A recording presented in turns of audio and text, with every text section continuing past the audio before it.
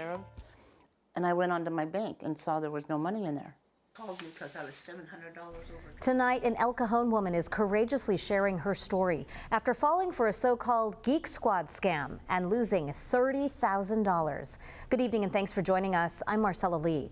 Tonight, Sue DuPont says looking back, there were red flags and she hopes it doesn't happen to others. She is not alone. The Federal Trade Commission reports last year, people lost more than $8 billion to scams and fraud, setting a new record.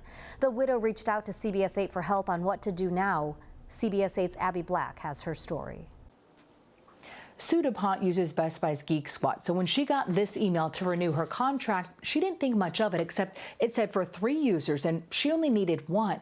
So that's when she got on the phone with the number that was on the email. But that's when you say the nightmare started.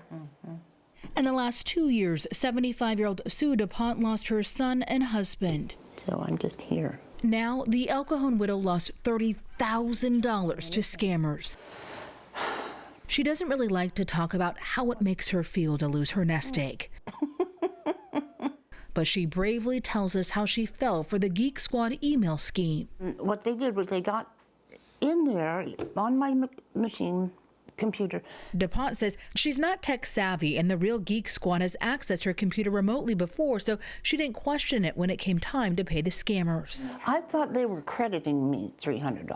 She says the scammers moved the decimals around to make it look like she took $30,000 from them. They said, now you owe us $30,000. I said, well, take it out.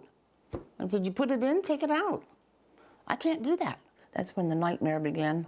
DuPont says that multiple times she was denied wire transfers. This one was going to Cambodia. Looking back, she knows this had all the makings of a scam. I was telling people, you know, it's going to my sister, because he told me not to tell him. Stupid, I know. Despite the red flags that CBS 8 continues to warn people about scams. I just noticed a typo here. DuPont says that she was pressured and caught up in the moment. Or he's going to lose his job. But DuPont says that she was able to withdraw $30,000 cash from her account at Bank of America and mail it via UPS. They told me to put the money in books, wrap the books, put the books in this safe thing. A few days later, after 3 days of this, I kind of figured it out.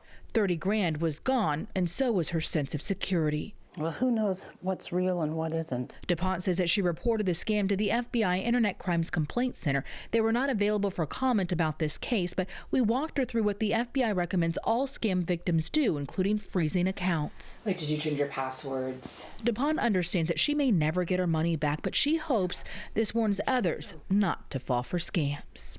There's no way I can recoup the money without somebody going after them.